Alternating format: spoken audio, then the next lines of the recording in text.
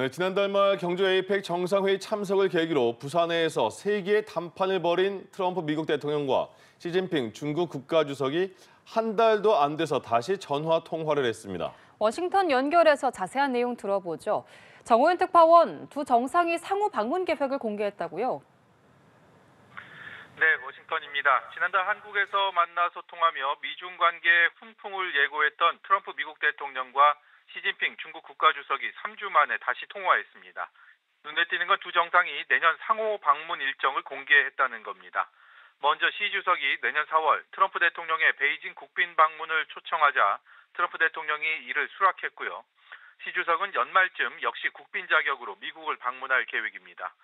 미중 정상의 상호 교차 방문은 꽤 오래전으로 거슬러 올라가는데요. 미국은 2017년 트럼프 대통령이 첫 임기 당시 중국을 찾은 게 마지막이었고요. 시 주석의 미국 방문은 에이펙 정상회의에 참석했던 2023년이 가장 최근이지만 국빈 방문으로 한정하면 10년 전인 2015년 당시 오바마 대통령과의 정상회담이 마지막이었습니다. 트럼프는 8년 5개월 만에, 시진핑은 10년여 만에 국빈 자격으로 양국을 찾게 될 것으로 보입니다. 네, 얼마 전까지만 해도 무역 전쟁을 벌이면서 위태로웠던 미중 관계에 확실히 훈풍이 부는 분위기인데요. 양국 정상이 또 어떤 얘기를 나눴습니까? 네, 양국 정상의 이번 통화는 지난달 정상회담에서의 합의 사안을 점검한다는 취지로 이루어졌는데요. 트럼프 대통령은 우크라이나와 러시아의 종전 문제부터 펜타닐과 대두 같은 무역 쟁점들까지 폭넓게 논의했으며 더 자주 소통하기로 했다고 밝혔고요. 그러면서 미중 관계는 대단히 강력하다고 강조했습니다.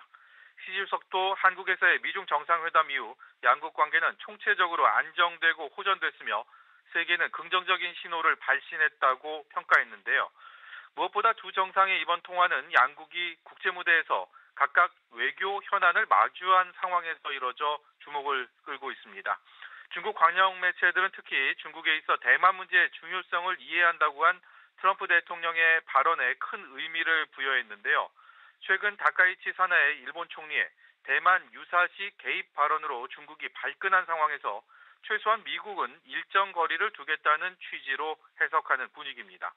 반면 앱스타인 문건 논란과 관세 재판, 또 물가 상승으로 인한 지지율 하락 등 국내 정치적으로 어려움을 겪는 트럼프 대통령 입장에선 우크라 전쟁 종전이라는 돌파구를 마련하기 위해 중국에 적극적인 협조를 구한 것으로 관측됩니다.